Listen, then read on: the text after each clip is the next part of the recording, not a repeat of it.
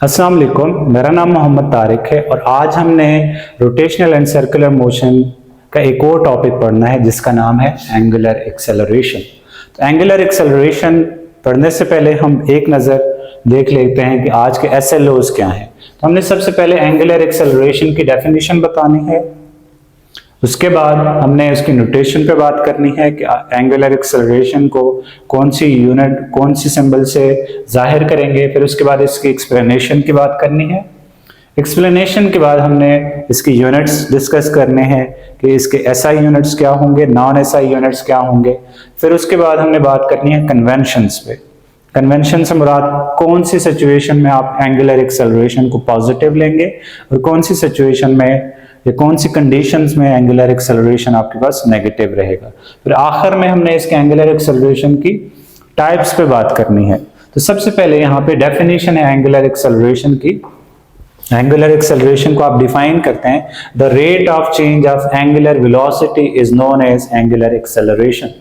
The rate of change of angular velocity The rate of change of angular velocity is known as angular acceleration. Angular velocity का change time के respect से क्या कहलाता है? Angular acceleration कहलाता है। अगर आपके पास angular velocity change हो रही है और वो change आप time के respect से देखेंगे तो उसको आप क्या कहेंगे? Angular acceleration कहेंगे। Angular acceleration की symbol क्या है? Angular acceleration को आप अल्फा से डिनोट करते हैं। Angular acceleration is denoted by alpha और ये उसकी सिंबल है। इसके ऊपर एरो हेड क्यों है? क्योंकि angular acceleration is a vector quantity और ये भी एक्सियल वेक्टर है, वो हम बाद में इस पे बात करनी है हमने। फिर हम एक्सप्लेनेशन पे आ जाते हैं। एक्सप्लेनेशन में मैंने लिखा है कि कोई भी एक रिजिड बॉडी है, उसके बहुत से पार्टिकल्स होते हैं, उसमें से हमने एक पार्टिकल लिया है जो कि इनिशियली किसी एक पॉइंट पे जब टाइम t इनिशियल है उसकी एंगुलर वेलोसिटी ओमेगा इनिशियल है। यहां पे मैंने लिखा है consider a particle of rigid object moving on a circular path of radius r as shown in figure. ये रही आपके पास फिगर। इसमें देखें इनिशियली जो पार्टिकल है जब टाइम t इनिशियल है तो उसकी एंगुलर वेलोसिटी क्या है? Omega initial. मैंने यहां पे लिखा है initially at time t initial the particle is at point p। ये कहां पे है? point p पे है। let's suppose this is point p with initial velocity omega initial। तो इस point पे जो इसकी velocity है वो क्या है? omega initial है। जब टाइम क्या है? t initial और उसकी velocity इस पार्टिकल की क्या है? omega initial है। after some time t, कुछ टाइम के बाद टाइम t फाइनल हो जाएगा तो उसकी जो एंगुलर वेलोसिटी होगी वो क्या हो जाएगी? Omega final. कुछ टाइम के बाद एंगुलर वेलोसिटी ओमेगा इनिशियल से ओमेगा फाइनल हो जाएगी। देन जो rate of change of angular velocity है उसको आप मैथमेटिकली इस तरह से डिफाइन कर सकते हैं कि alpha is equal to final angular velocity minus initial angular velocity. ये क्या है? Change in velocity with respect to what? With respect to time. देखिए final time minus initial time. अब आपको पता है चेंज को आप डेल्टा से रिप्रेजेंट कर सकते हैं। तो final velocity minus initial velocity करेंगे तो ये चेंज इन वेलोसिटी आएगा, चेंज इन एंगुलर वेलोसिटी आ जाएगा। Final time minus initial time करेंगे तो ये डेल्टा टी आ जाएगा। इसके बाद हम बात करते हैं कि इसकी यूनिट्स क्या होंगी। तो अगर आप इसी फॉर्मूला में ओमेगा की यूनिट्स और टाइम की यूनिट्स डाल देंगे तो आपके पास एसआई यूनिट्स मिल जाएंगी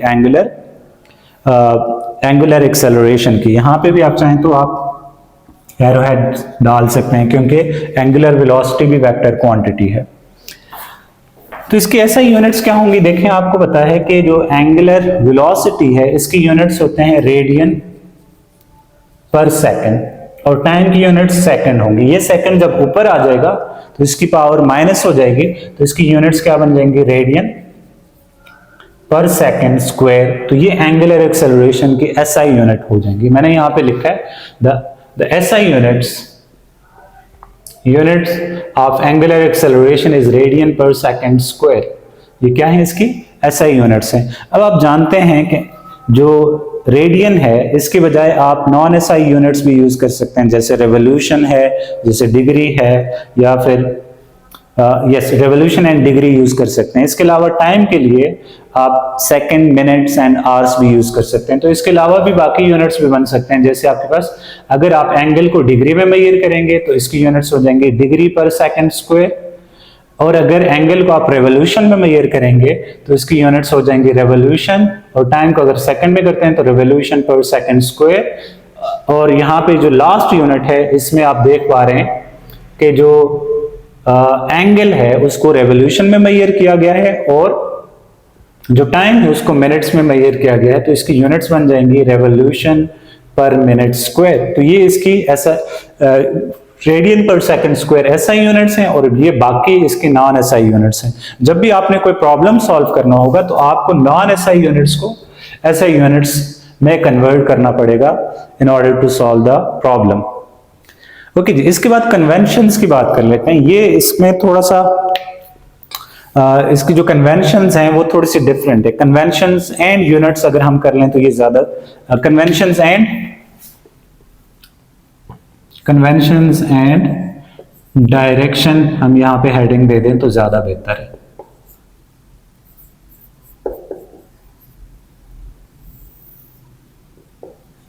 देखें, एंगुलर एक्सेलरेशन कौन सी सिचुएशन में पॉजिटिव रहेगा?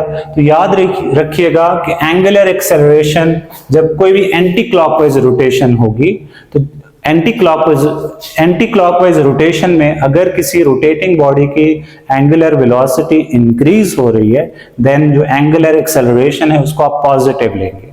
यहां पे मैंने लिखा है angular acceleration will B positive when angular velocity is increasing.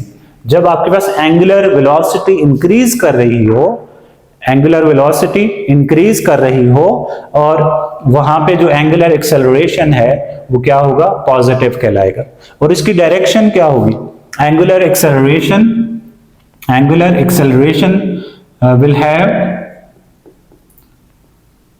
angular acceleration have the same direction as angular velocity, और इसकी डायरेक्शन क्या होगी? वही होगी जो कि एंगुलर वेलोसिटी की डायरेक्शन है। अगेन मैं यहाँ पे आपको समझाना चाहूंगा कि इमेजिन ये कोई भी बॉडी है जो कि एंटी क्लॉकवाइज में इसकी रोटेशन है, और इस पार्टिकल की जो एंगुलर वेलोसिटी है वो मुसलसल बढ़ती जा रही है, एंगुलर वेलोसिटी मुसलसल इंक्रीज करती जा रही है। तो यहाँ पे जो एंगुलर एक्सेलरेशन होगा उसको आप पॉजिटिव लेंगे। लेकिन यहाँ पे एक बात का ख्याल रखिएगा कि ये एंटी क्लॉकवाइज रोटेशन में ऐसा होगा। अगर एंटी क्लॉकवाइज रोटेशन है और एंगुलर वेलोसिटी है वो मुसलसल इंक्रीज कर रही है तो एंगुलर एक्सेलरेशन पॉजिटिव होगा, और जो इसकी डायरेक्शन होगी वो सेम एज एंगुलर वेलोसिटी होगी। आप अगर देखें, अगर ये एंटी क्लॉकवाइज रोटेशन है तो एंगुलर वेलोसिटी की direction by right hand rule out of the board बन रही है, तो एंगुलर एक्सेलरेशन की भी डायरेक्शन क्या होगी? आउट ऑफ द बोर्ड बन जाएगी। और इसका जो दूसरा केस है उसमें क्या लिखा हुआ है? Angular acceleration will be negative when angular velocity is decreasing. अगर एंगुलर वेलोसिटी डिक्रीज हो रही है, कम हो रही है, देन एंगुलर एक्सेलरेशन क्या होगा? नेगेटिव होगा। और इसकी डायरेक्शन क्या होगी? Its direction will be opposite to angular velocity, और इसकी डायरेक्शन क्या होगी? Opposite to angular velocity. Again मैं यहाँ पे सपोज करता हूँ कि कोई पार्टिकल एंटी क्लॉकवाइज में रोटेट कर रहा है, लेकिन उसकी जो एंगुलर वेलोसिटी है वो क्या हो रही है? कम हो रही है। तो उस सूरत में जो एंगुलर वेलोसिटी अगर कम हो रही है तो जो एंगुलर एक्सेलरेशन है वो क्या हो जाएगा? नेगेटिव हो जाएगा। एंगुलर वेलोसिटी अगर डिक्रीज हो रही है, कम हो रही है, देन एंगुलर एक्सेलरेशन नेगेटिव होगा, और इसकी डायरेक्शन क्या हो जाएगी? अपोजिट हो जाएगी एंगुलर वेलोसिटी की डायरेक्शन के। जैसे देखें, अगर मैं राइट हैंड रूल के मुताबिक एंगुलर वेलोसिटी की डायरेक्शन देखता हूं, वो आउट ऑफ द बोर्ड है। वो क्या है? आउट ऑफ द बोर्ड है। और यहाँ पे, और ये जो पार्टिकल है वो स्लो डाउन हो रहा है, उसकी एंगुलर वेलोसिटी कम हो रही है, एंगुलर वेलोसिटी कम हो रही है, देन जो इसका एक्सेलरेशन होगा वो क्या हो जाएगा? इनटू द बोर्ड हो जाएगा। अगेन मैं आपको बताऊं, जब इसकी स्पीड कम होगी, एंगुलर वेलोसिटी कम हो जाएगी, फिर एंगुलर वेलोसिटी की direction out of the board है, और जो एंगुलर एक्सेलरेशन है वो इनटू द बोर्ड बन जाएगा। ये यहां पे मैंने लिखा हुआ है कि the angular acceleration will be negative when angular velocity is decreasing. जब एंगुलर वेलोसिटी डिक्रीज होगी, एंगुलर एक्सेलरेशन नेगेटिव होगा और its direction will be opposite to angular velocity. जो एंगुलर वेलोसिटी की डायरेक्शन है उसकी अपोजिट डायरेक्शन होगी एंगुलर एक्सेलरेशन की। और ये सारी कन्वेंशन कब आपने यूज करनी है? जब रोटेशन एंटी क्लॉकवाइज हो।